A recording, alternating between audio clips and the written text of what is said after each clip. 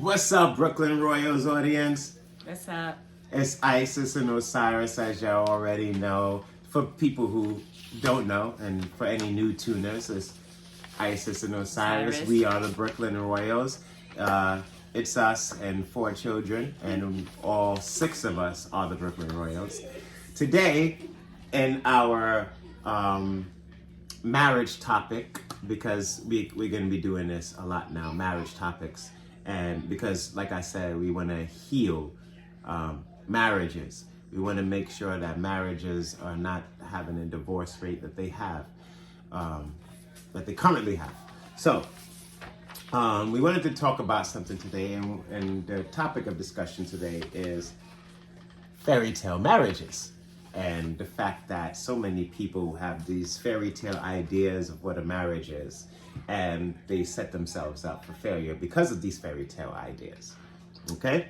So, the first thing that I would like to discuss about that is that, well, first of all, men don't really have fairy tale fantasies about marriages. They think about marriage in a logical way because this is the way men think in the first place. It's really women who have these fairy tale dreams and fantasies about marriage and men and all these other things. Men think on a factual basis, fact and evidence and stuff like that, and logic, whereas women lean towards more emotions, and logic and fact and evidence has nothing to do with what they with their thought patterns. We're emotional beings. Because women are emotional beings. If you don't know that as a woman, then I don't know, you've been sleeping under a rock or something like that.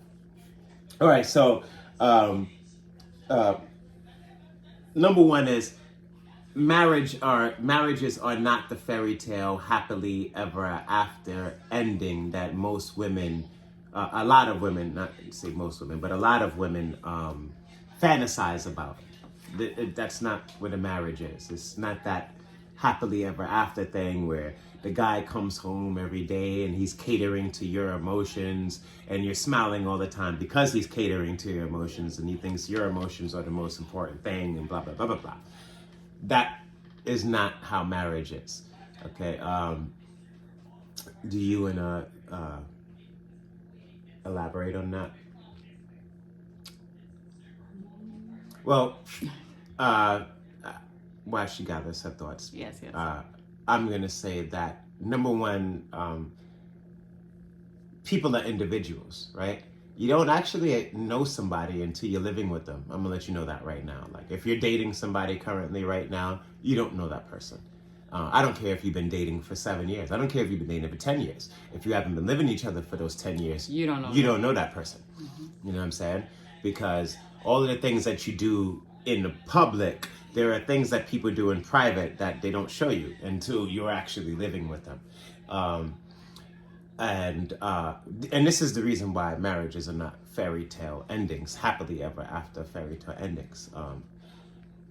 People are individuals, you know what I'm saying? And because of that, there is no perfect person for someone. And there is no perfect person. And what I mean by that is that no matter how much you like somebody and how much you love somebody, there are going to be things about their character. And I don't mean one thing. Several. I mean things. There's going to be multiple things about their character that you do not like. And those things will annoy you. In the beginning, they won't annoy you so much. But as time progresses, they will annoy you. And, a lot of people just basically end their relationship because of those annoyances. And, you're basically, in my opinion, you wasn't really in love with the person if you broke up with them because of what you didn't like about them. Because no matter what relationship you get into, there's always going to be something you don't like. Exactly. In that person. So, are you going to, get rid of everybody you're dating because you don't like, it annoys you too much? Yeah, well, tell it to the camera. Don't talk to... Tell the camera. We're talking to the audience. Yes, I'm talking to you guys. My wife is talking to me. She yeah, because talk to y'all. And that is true what you said. Like, if you could just get rid of the person just like that, then maybe you didn't really love them. No, you didn't. Not maybe. Well, you didn't love them because factual. Yeah, because just like I stated before, whoever you meet, there's always going to be there's going to be things that you like about the person, and there's going to be certain things about the person you don't like. But when you're in a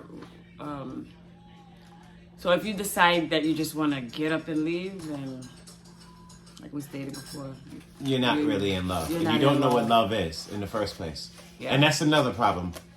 I should have brought that up first, actually. Most people don't even know what love is. Most people are just selfish. They're in love with themselves. And they don't, and it's okay to be in love with yourself, but if you're selfish, then you're not willing to extend the love that you have for yourself outwards. And that is an issue in relationships, you know what I'm saying? Mostly that women bring into relationships. There are men who bring that into relationships too, because a lot of men have been raised by a female and they act like females. They don't act like men. They're not logical and factual and, you know, driven by evidence and stuff like that. They're driven by emotions because their mama can only teach them what she knows, and what she knows is emotions. And so they taught their son that. And so, you know, there's a lot of things that come with marriages. Second thing I would say is that once you are living together, you will get to know that person in their entirety. You'll get to know what nasty little habits they have that they weren't showing you before. Like, you know, for instance, like just an example, like, you know, I don't have pets. I used to have 2 dogs. I used to have dogs when I was a boy. But then my mother she didn't really like the dogs, so she, you know, made it a point for my father to get rid of them. I personally don't, not that I don't want a pet or don't like pets, I like pets, but I wouldn't have them inside of an apartment. If I had a pet, it would be because I have a house with lots of yard space for that animal to run around in and take a piss and doo-doo. And you know, I'm not walking around with a bag and picking up doo-doo with that's not what I want to do. But anyway, so like just for instance, you know, take for a person like me who is not really so agreeable about having a pet, because a pet is like having a child, and I already have children, and you meet somebody who has pets, right? So a person who is a pet lover will most likely think that kissing the pet or letting the pet kiss them is something that's okay and not disgusting. Well, in my opinion, that's disgusting. I'm not kissing a dog. I'm not kissing a cat. You know, when I had dogs, I would hug them. You know, you give them a hug. You know, massage their belly and stuff like that, and you know, they make all these wonderful noises and play with you and all of that. But give them a kiss though? No. Animals are all over the floor and on the dirt all the time. No. I would never do that, and I find that disgusting, right? So,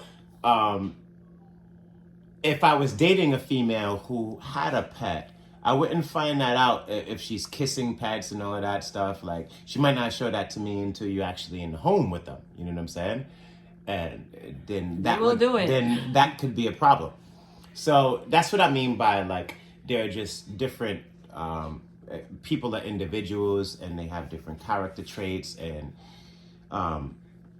you don't really get to know a person personally until you are really in their personal space, you know, completely. And that also leads to marriages or relationships, you know, failing.